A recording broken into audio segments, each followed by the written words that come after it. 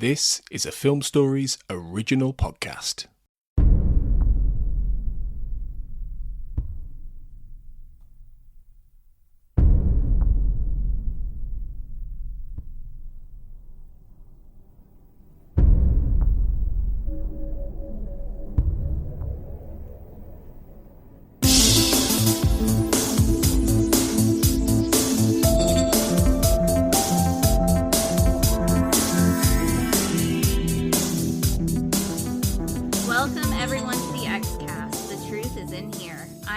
Sarah Blair, and you are listening to I Want to Believe Minute, where we examine the second X-Files movie 1 minute at a time. Today we are exploring minute 90, which runs from approximately 89 minutes with Scully looking at the mail to 89 minutes and 59 seconds with Colin Keith Rennie sharpening the axe. Back with me today are Cortlan and Cathy to discuss this minute. Welcome. Hi. Welcome back.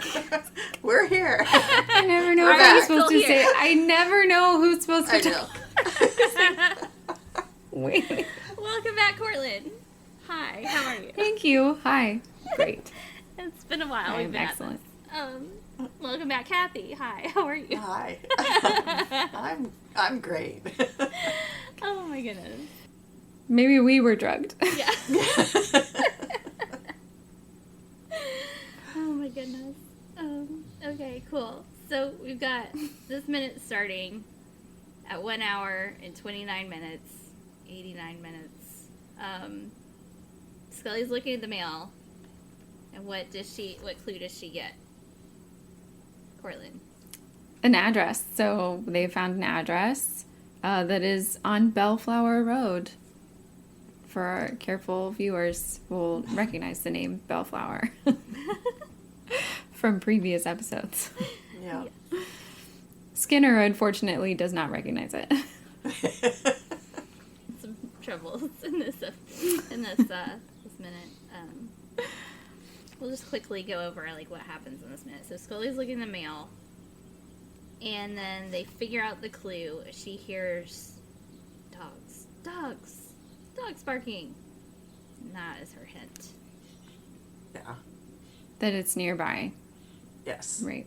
And yeah, I love that moment. I think that it's so beautifully shot where she hears it and she just tilts her head. Well, tilts her head like, never mind. But then the way the camera pulls up above them, looking down on Scully and Skinner, showing us the big picture just as Scully's putting the big picture together. And I love that scene. It's so pretty. Yeah, it's great. It's such a good, full circle for them, because we've been hearing dogs, on and off all through the movie. Right. And so it's nice that this finally has some purpose that brings all of those threads together. Yeah. Right. And we've had little clues about it. Yeah. And then when the cut to Mulder is you hear the dogs at the same time and you realize, okay, they're finally close. They're so close. Yeah. Yep. Yeah. And it's a good thing they're close because Mulder is in trouble. He's been drugged. Yeah. He's still obviously quite drugged. And this guy is chopping up a body that's already dead. And I have problems with this. If he is going to kill Mulder by chopping off his head, the body is not going anywhere, okay? So your problems are logistical, not moral or philosophical. Right. Okay, gotcha.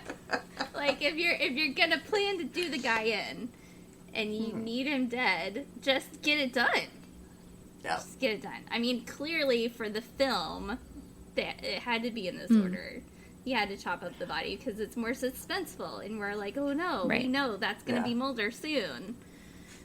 I get the reasoning behind it. It just, Do you think there's an element of he wants to intimidate Mulder at this point? Is that why he's doing this? I guess look what's coming for you, or is it just drugged. This guy's totally clueless about what? I never got the impression he much cared about Mulder at all. Yeah. Even in the previous scenes where he was, where he kind of followed him to the feed store thing, and then he pushes him over the edge. It's just inconvenient for him. Like, doesn't really care. He's just He's not carrying worried. out his task. Yeah. And if people get in the way, he brushes them aside Yeah. by killing them usually. But I think that he's not. I don't think he's a mastermind trying to manipulate people's, Just a thoughts regular and psychopath. fears. You know? Yeah. Yeah. Just your average body part stealing villain. Like, it's normal. It's like a postman delivering the mail, Yeah. just doing his job. Yeah. Just chopping up some bodies in the shed. And then he realizes, oh no, my axe isn't sharp enough. I have to stand here and sharpen the axe because I dulled it chopping up this other body. Well, there's nothing more. It's like such a trope too, like to have like the axe, the slow sharpening of an axe blade is a very like horror. To me, feels like a very like horror film trope. Yeah. It's very much. Gotta is. work this in. Yeah, gotta work this in here somewhere. So maybe, like, in order to work it in and make it make sense, he had to chop up the body first. But couldn't he have sharpened the axe before he chopped up either of them? This is what I'm saying. It would have been the same. It would have served the same purpose. Dulled the blade, and then you have to sharpen your blade between bodies. It's just everyone knows that. Gotta get those clean cuts. Yeah. But why didn't he start with Mulder? Because the other body's clearly dead already. Just saying. But he wanted to get in the garbage. He likes to work in a clean space, and it was in the way. It's taking up a lot of room. Right. Yeah. So he's just tidying the space up so that he can properly dispatch Getting Mulder. It ready. Because nobody's coming for him. It's fine. He's drugged. He definitely is not worried about that. And he has no reason to be, though. Like, Mulder did not call anyone, as we know. He did not pause. He's come across Mulder, but he's the one who ran Mulder off the road. Yeah, exactly. Okay, so he's not like, to him, Mulder's not a surprise. But. Right. No. Well, I mean, he could have assumed, I guess, that Mulder didn't make it after he got plowed off of the road. Yeah. But... So he was like surprised to see him there, but I think he's still mostly just like, this is inconvenient. Not like, oh no, I'm being found out. Right. Yeah.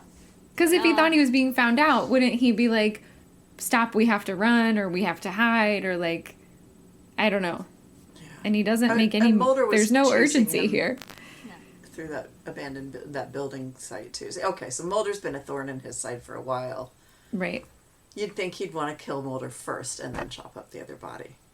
You'd think. Yeah. Oh well. I think he just believes he has plenty of time. Mm-hmm. Yeah. Yeah. No big deal. Yeah, he has no reason to know that anyone else is still coming.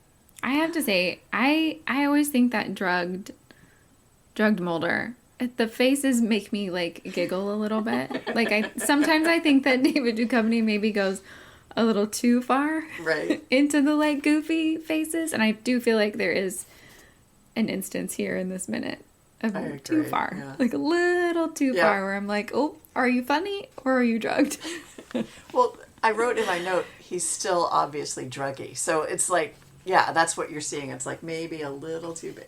It almost like his Babylon face as he's thank you. Yeah, right. Yeah. But that is clearly meant to be funny, humorous. Yeah, right. I don't but we're getting think the same that's thing where here. we are here. Yeah. Oh man, just a little too far. He just was trying to sell it. Like, I've been drugged. And he was. was. I was drugged. Working hard. Yeah. Do you reckon? Yeah, I giggle. Chris Carter was like, Mulder, look more drugged. It was the direction he was getting. More drugged. Like more drugged. More drugged, yeah. Remember, you're drugged here. More drugged. Also... Oh my gosh, that's in the script too. It's like, he's still druggy. He's druggy. It's over and over in the script. He's druggy here. Like, really laying it on really thick. Right. Don't forget. In this scene. Look drugged. Drugged. I mean, like, obviously Mulder can't be resisting in this because he's, he's so drugged. Right. But I just think the facial expression just is too... It would have been better if he just was, like, asleep. Like, be knocked out. Or kept dozing off kind of look. Yeah. Be knocked out. It would have been I think better. Yeah. Is this the minute where he, like, reaches for the axe? Mulder, he tries to grab it. Okay, so in the commentary, Chris Carter said that the part where he reaches for the axe was filmed in a different location. It was filmed on a stage in North Vancouver. Okay. Other than, and all the rest of the... I couldn't tell for sure, but definitely that cut was definitely filmed elsewhere. How bizarre. And I don't know which Like they added it later? I think so. Yeah. You know what? I think because... No, I'm thinking wrong. It was in a different part at one point. And I think that's what I read in the script. It was like he was reaching for the axe, but it wasn't within this sequence. So maybe that's why. Maybe they just dropped it in. And there was like some Final Cut Pro magic or something that the editor did because it was an odd angle or something, and he like kind of like did something in Final Cut Pro to like make it look like the camera was moving or something. I couldn't really figure out exactly what he was talking about, but he did mention that it was some camera magic or some Final Cut Pro tricks to help what he called a not good shot. That shot was not good, he said. But they needed it, I guess. Oh, that's funny. Yeah. So I thought that was pretty interesting. From Movie the commentary. Movie magic. Cutting it all together. The editor for this movie was really good. In this minute, in the extended version, the one that I'm watching, there is a line from Walter Skinner that gets cut that is pretty funny. So right as they're discovering the address and saying like, oh, Bellflower, and they're kind of looking around, but before Scully hears the dogs, Skinner gets out his cell phone and says, maybe I can Google it. Only to discover, of course, that there's no service and he can't. But Skinner's going to Google the address so they can find it. So they can find it. Yeah. Which should probably lead him right to that mailbox that they're standing at, right? Yeah, exactly. Yeah, was this before or after Google Maps? I don't remember. No idea. My brain doesn't go back that far. Whatever. Well, I think there were Google Maps in 2008, but I don't think it was the Google Maps we know and love today. Right. I don't think there were like street view of Yeah. this rural country road in Virginia. Yeah. I'm trying to remember because we got our iPhones, our first ever iPhones for our wedding, which was in 2007. So I feel like there was like a map, like you could do maps on that, but I don't know if it was, I don't remember. Yeah. I wasn't paying attention to Skinner's phone. Was it a smartphone or? I don't know that it was a smartphone. Well, it must have been, or why would he say he could Google it? Yeah. Like but I think it was more maybe? I think it was more like BlackBerry style. It's quick. Yeah, I didn't pay that much attention to the phone. But they would have been filming it sooner than 2008, right?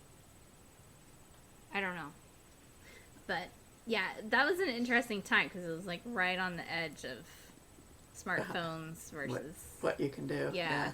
Yeah, because Mulder very clearly has a flip phone in the earlier scene. Yep. So... Yeah, I just thought it was funny. Skinner. Yeah, really cute. His way to help.